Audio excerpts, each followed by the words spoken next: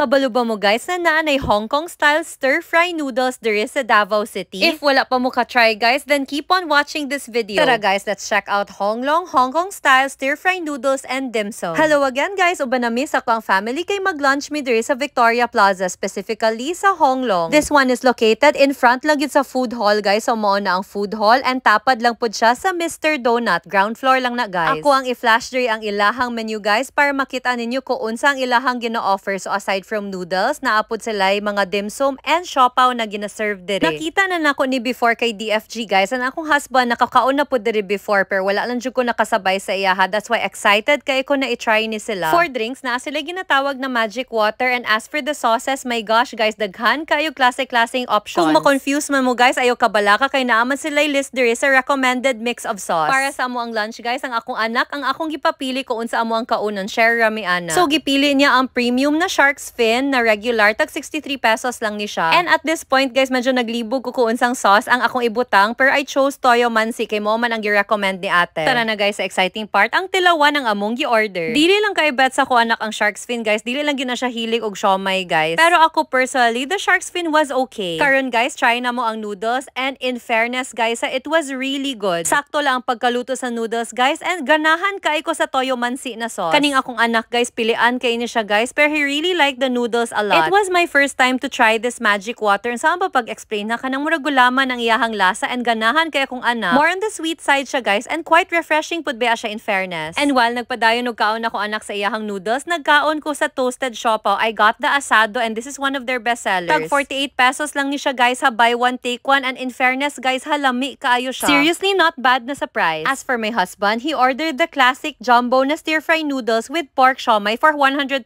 pesos. Ambot lang unsa na mga sauce ang iyang gipangbutang dira guys, pero murag tulo man ata to iyang na-mention, nakalimot lang ko. And it's actually no surprise, ganahan jud kay siya diri sa Hong Long guys. This reminds him of his childhood to nakapuyo pa siya sa Ongpin. Syempre guys, wala ako nagpaulahi, so ako apong gitry ang iyahang order, and in fairness, it was okay, per kabalobe amo guys no, na dili jud ko hilig og halang. Kunya feel jud nako na grabe kahalang na sauces jud ang iyahang gipangbutang diri. Pork siomai was okay guys, per kanilang jud grabe lang jud kahalang ang noodles. Guys, at this point actually gusto unta na ako mag-discover Davao Happy Dance, pero naulaw lang jud ko sa kadaghan sa tao na nagpila diri sa Hong Long. Pero believe me guys when I say that they are definitely worth a try. Anyway guys, that's it for today. Thank you so much for watching. Bye-bye!